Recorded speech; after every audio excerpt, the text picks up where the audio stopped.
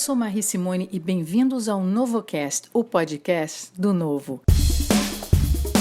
Aqui conversamos sobre política e atualidades com parlamentares, membros do Novo e outros convidados. O tema de hoje será sobre contratos públicos em tempos de pandemia. E os nossos convidados são os deputados estaduais do Novo, Alexandre Freitas, do Rio de Janeiro, Bruno Souza, de Santa Catarina, e o advogado especializado em licitações, Felipe Bozelli. Bruno, bem-vindo ao NovoCast, o podcast do Novo. Muito obrigado pela oportunidade de participar do NovoCast. Me sinto muito feliz de participar desse podcast do Partido Novo, partido que eu sou recém-chegado, mas já me sinto em casa, até porque sempre fui um entusiasta. Bruno, você foi aprovado pelo Novo e ingressou no partido em novembro do ano passado e é o nosso primeiro deputado estadual em Santa Catarina. Você tem fiscalizado as contratações durante esse período emergencial da pandemia que não exige licitação. Uma compra feita pelo governo foi parar na justiça por causa de uma ação popular proposta por você. Como foi que isso começou? Em um país desenvolvido, é o Estado que vive prestando contas para o indivíduo. Aqui no Brasil, infelizmente, é o indivíduo que vive prestando contas para o Estado. E o Estado é pouco fiscalizado. Nós temos que fiscalizar mais. E foi exatamente isso que fiz quando recebi a denúncia de uma compra suspeita, estranha no governo estadual de 200 respiradores ao valor de 33 milhões de reais. Fui averiguar durante um dia inteiro e a primeira coisa que eu constatei foi que os orçamentos eram todos fraudulentos, vindos de empresas que não existiam ou não trabalhavam com equipamentos médicos, por exemplo. A forma assodada que a compra foi feita, atropelando diversas etapas. E o mais grave também foi que o governo de Santa Catarina inventou algo muito curioso. Inventou o fiado ao contrário, que é você paga e depois vai ver que recebe. O governo de Santa Catarina pagou 33 milhões de reais para uma empresa de fundo de quintal por 200 respiradores que não existiam. E aí depois foi tentar receber quando viu que o negócio tinha dado errado. E isso, claro, gerou uma grande repercussão. Eu fiz a denúncia, passei uma madrugada inteira fazendo uma ação popular, protocolei às 4 horas da manhã, 4h34 para ser mais exato, e o que aconteceu foi que com isso consegui bloquear os bens da empresa, fazer o sequestro desses bens, bloquear o dinheiro em conta corrente que as empresas envolvidas tinham, que é uma forma pelo menos de tentar conseguir alguma garantia de que o Estado vai poder reaver ao menos uma parte desses 33 milhões de reais. Olá, Alexandre. Bem-vindo ao NovoCast. O Novo agradece a sua participação, principalmente como parlamentar, representando nossas ideias lá na LERJ. Oi, Marri. Eu que agradeço o convite. É um prazer poder estar aqui dando um pouco de satisfação para o cidadão fluminense e para os ouvintes do NovoCast. Estou à disposição e quem quiser perguntar, pode perguntar. Obrigado aí pelo convite novamente. Alexandre, no início de maio, você e o deputado federal Paulo Ganimi fizeram uma denúncia de compras superfaturadas de respiradores e oxímetros que resultou em uma investigação no Tribunal de Contas do Rio de Janeiro. Conta como foi que vocês descobriram essas irregularidades. Bom, logo quando começou essa questão da pandemia, eu reuni minha equipe e a gente traçou alguns parâmetros para fazer a análise dos contratos emergenciais que o Estado do Rio iria firmar. A chance de acontecer alguma irregularidade de pessoas não muito honestas, não muito republicanas, se aproveitarem dessa situação de emergência e do medo da população era muito grande. E a gente estava vendo que já existiam alguns indícios que isso iria acontecer. 2 desses contratos foram feitos em parceria com o gabinete do Paulo, nosso gabinete integrado, e hoje a gente já soma 8 denúncias questionando compras e contratação de serviço por parte do Executivo. Todas elas estão tramitando em segredo de justiça, com exceção de uma, mas todas as demais estão em segredo de justiça, e inclusive já foram remetidas algumas para o Ministério Público. Então foi um trabalho de muita análise, dos contratos, e a gente conseguiu pescar algumas irregularidades que muito provavelmente indicam também o cometimento de crimes. Alexandre, fundamental esse trabalho. Olá, Felipe. Bem-vindo ao NovoCast. Muito obrigada pela sua participação. Olá a todos os amigos, é um prazer imenso estar aqui no NovoCast, participando aqui do canal do Novo e poder colaborar com as perguntas que serão desenvolvidas. Muito obrigado a todos. Felipe, a situação atual é de calamidade decretada por causa do coronavírus. Diante dessa ausência de licitações, como prevê a legislação normalmente, nós temos visto notícias de fraudes, superfaturamentos. Como é que você vê o papel das instituições para que esses contratos sejam cumpridos? Você acha que a culpa desses problemas que estão acontecendo é da legislação ou da falta de fiscalização? Em situações como essa, que nós temos uma pandemia, uma calamidade pública, de fato a realização do processo licitatório para alguns objetos, sobretudo aqueles mais urgentes e necessários ao tratamento das doenças, acaba sendo feita pela contratação emergencial, antigamente pelo artigo 24.4 da 8666 e hoje pela legislação relacionada à Covid. O problema que nós temos, na verdade, ele não está bem na possibilidade de se fazer uma contratação direta. O problema ele está em como essa contratação direta está acontecendo. Há inúmeros formatos de se fazer uma contratação direta, né? Alguns mais republicanos e outros menos, né? Então o nosso problema é o como fazer e, sem dúvida, a fiscalização dessas contratações, né? Para verificar a qualidade dos produtos que estão sendo entregues, a adequação de preço ao que seria um preço de mercado, um preço razoável, que é uma análise bastante complexa de ser feita neste momento, em que é um momento de grande oscilação de preço, né? E principalmente a efetiva execução do contrato para a transferência do recurso público. Então, sem dúvida, é muito importante nós capricharmos na fiscalização neste momento. Bruno, você acredita que depois desses episódios da fiscalização na Alesc que estão ocorrendo durante esse período, a postura do governo vai mudar daqui para frente? Sim, eu espero que a postura mude e, na verdade, já mudou, porque o governo já não está mais assinando nenhuma dispensa de licitação e essa compra todo esse episódio triste para Santa Catarina foi muito traumático para o governo, porque nós conseguimos afastar 2 secretários, um inclusive através de um pedido que eu fiz na Assembleia Legislativa, foi amplamente apoiado, o secretário de Saúde, e um desses 2 secretários está preso hoje, preso junto com outros integrantes desse episódio, desta compra lamentável.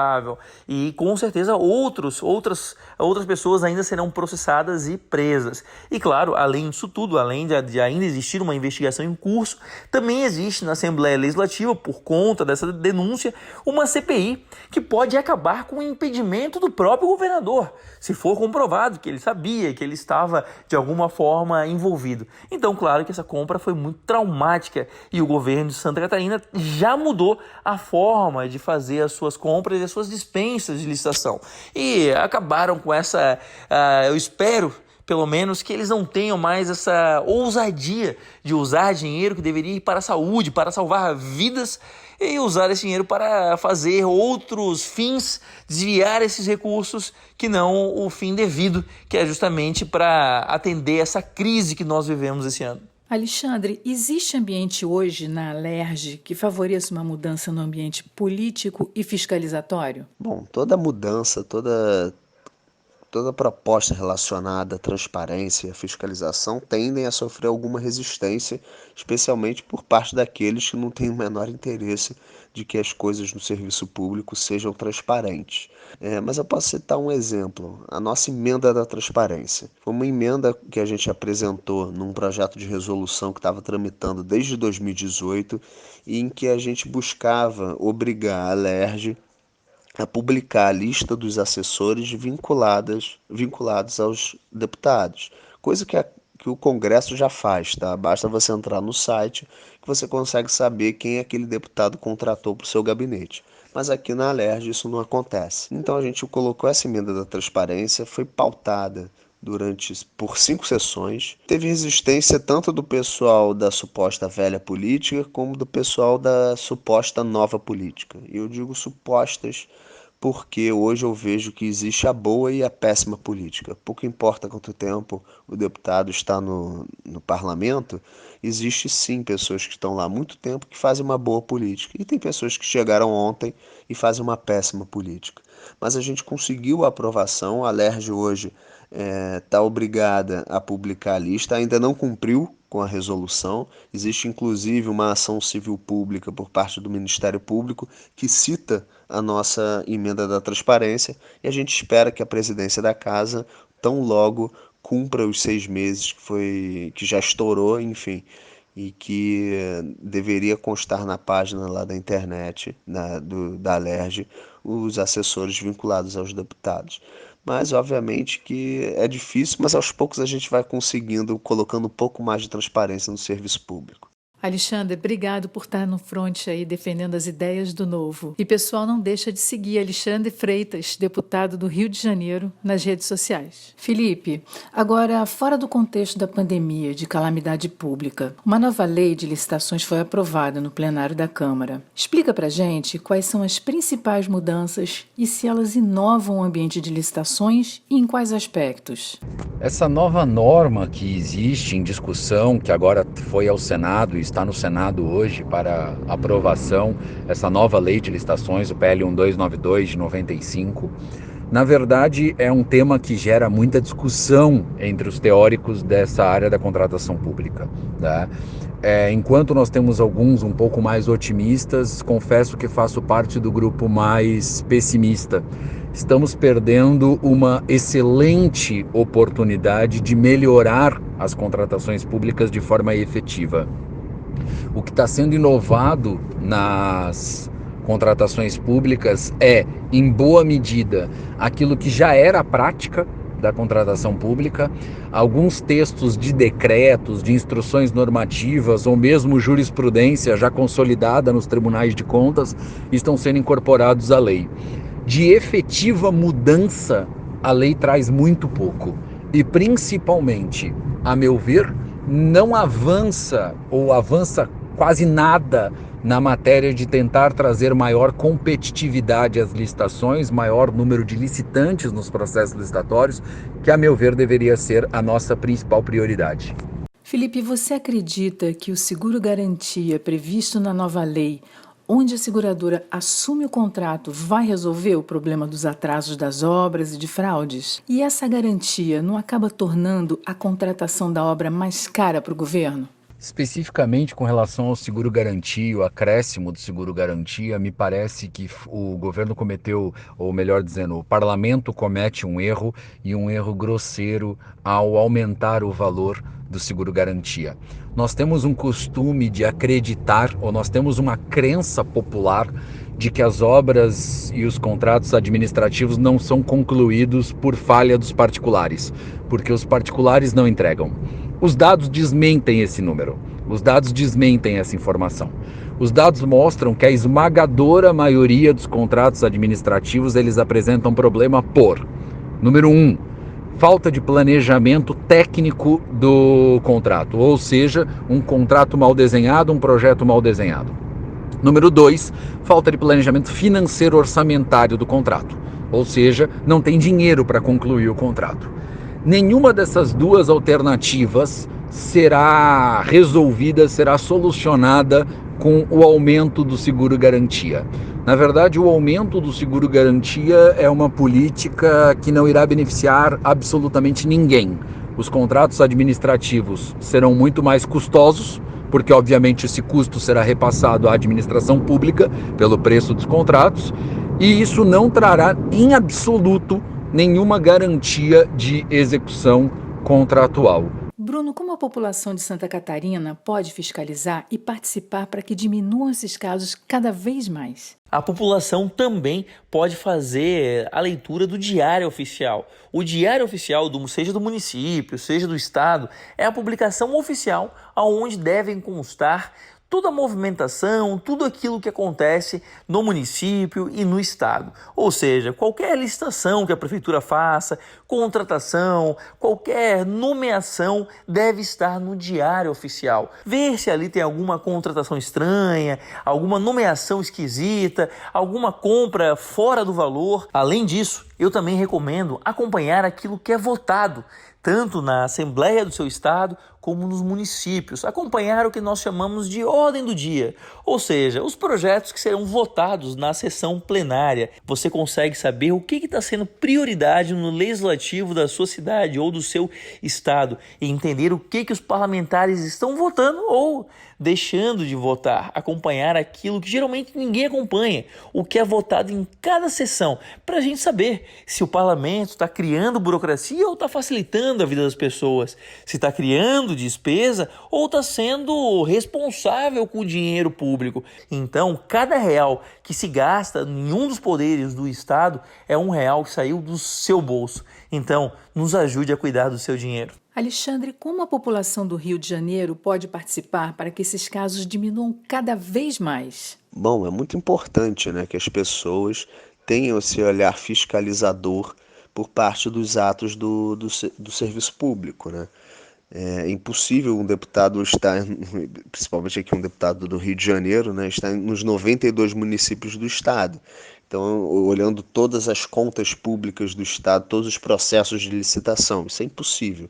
Então, a gente depende muito da participação popular, daquele recepcionista do hospital que tem acesso a um processo administrativo e vê uma irregularidade. É fundamental que ele entre em contato com a gente, fazendo a sua denúncia. Isso pode ser feito pelo WhatsApp, o número, agora eu não vou lembrar de cabeça, mas a gente consegue encontrar ali no meu Facebook, Freitas Novo RJ, no meu Instagram, Freitas Novo RJ, e no meu Twitter também, Freitas Novo RJ.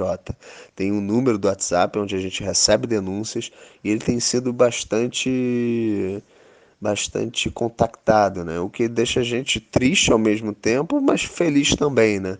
Porque está virando referência o nosso trabalho de fiscalização dos atos dos agentes estatais. Infelizmente, a gente ainda tem um Estado em que servidores públicos se servem do Estado e não servem a população. Felipe, para você, como a sociedade pode se organizar melhor para cobrar do poder público de forma que os recursos não sejam mal utilizados ou desviados durante os processos licitatórios? O direito ele permite inúmeras formas de organização social para o controle desses gastos públicos.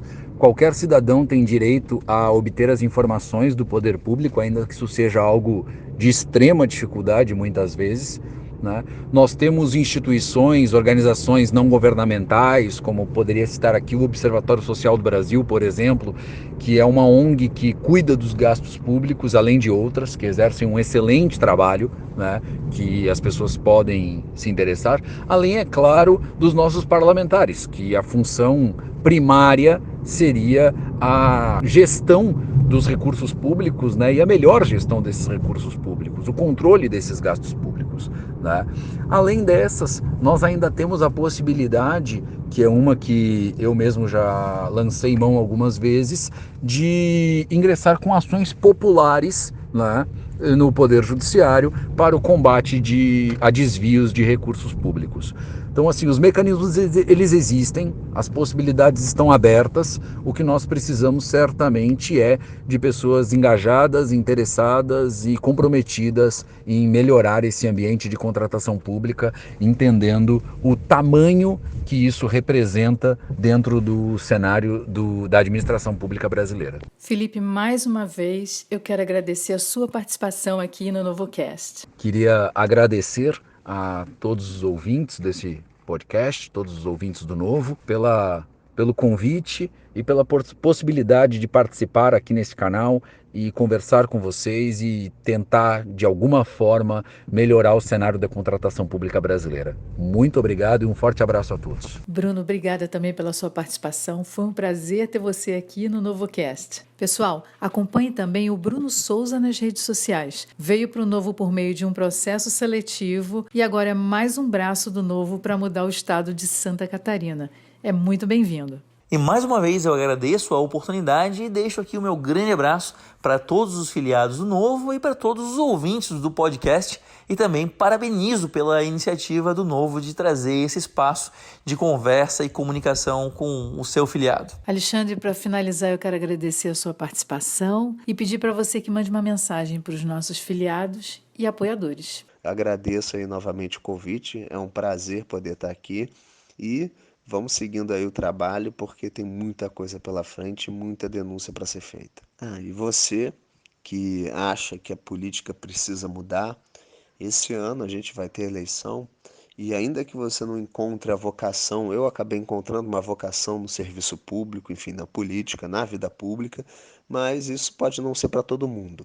Mas ter uma consciência do que é ser um cidadão, isso é muito importante.